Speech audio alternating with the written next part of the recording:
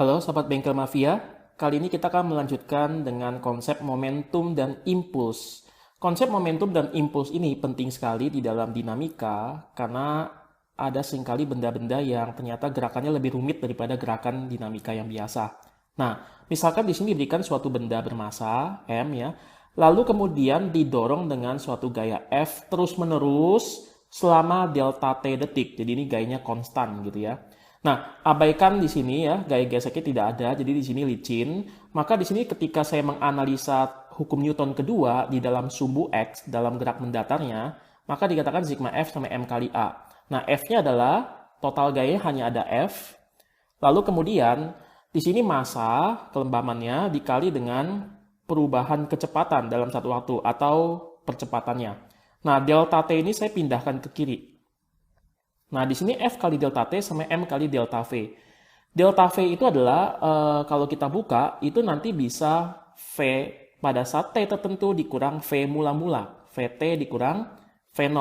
Nah, teman-teman ini kalau saya kalikan masuk ya, M dikali VT dikurang M dikali V0, itu berarti di sini ada suatu besaran yang baru yang kita definisikan sebagai namanya momentum. Ya, jadi di sini kita definisikan P ini momentum. Nah, F kali delta T ini kita sebut ini adalah impuls. Maka di sini kita bisa melihat impuls atau gaya di dalam sekian detik, gaya yang bekerja selama beberapa detik gitu ya, itu akan mengubah kondisi momentumnya. Jadi apa itu momentum?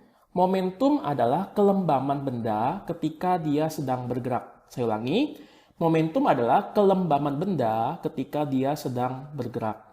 Jadi ketika benda itu bergerak, dia memiliki kelembaman, ya. Dan itu untuk mengubah kelembaman atau state of movingnya dia, gitu ya, itu diperlukan namanya gaya dalam sekian detik kita sebut impuls. Mungkin teman-teman tanya, apa bedanya bentuk persamaan ini dengan persamaan hukum Newton biasa?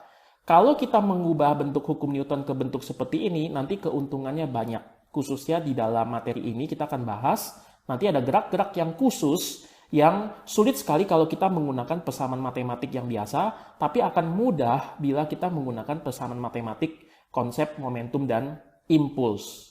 Oke,